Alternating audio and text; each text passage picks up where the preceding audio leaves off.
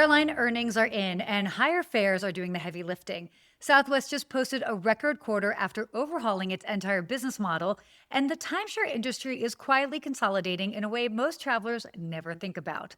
I'm Sarah Dantashi. It's Friday, July 24th, and this is the Skift Daily Briefing. Let's get into it. So, first up, Southwest Airlines just posted record revenue of $8.4 billion just last quarter.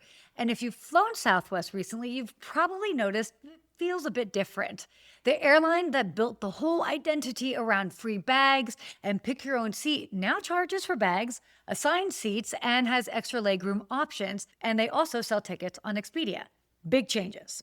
Now, the good news for Southwest, it's actually working. They made $233 million in profit, even after a nearly $900 million fuel bill. Their CEO said that the airline now has more ways to make money than at any point in its history, and they might not be done changing. The CEO has also hinted at long-haul international flights, something Southwest has never done. He said that they don't need to become Delta or United per se, just 8 to 12 destinations will cover most of where their customers actually want to go. So the takeaway, the Southwest you grew up with is mostly gone. The one replacing it might actually be stronger. Next up, American Airlines also had a record revenue quarter, $16.7 billion, up 16% from last year. Higher fares helped cover about half of their jump in fuel costs.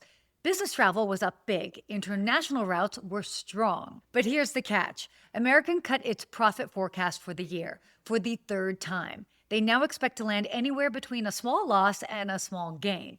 And that, by the way, is a very wide range. And it shows American is still working through some tougher challenges than United and Delta right now. So the headline is record revenue, but the fine print is that turning that revenue into profit is still a work in progress. And finally, Travel and Leisure just spent $343 million buying 2 timeshare companies.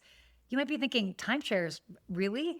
But here's what makes this really interesting. Timeshares are actually more of a lending business than a hotel business. So when someone buys a timeshare, they're usually taking out a loan, often at interest rates around 14 to 15%.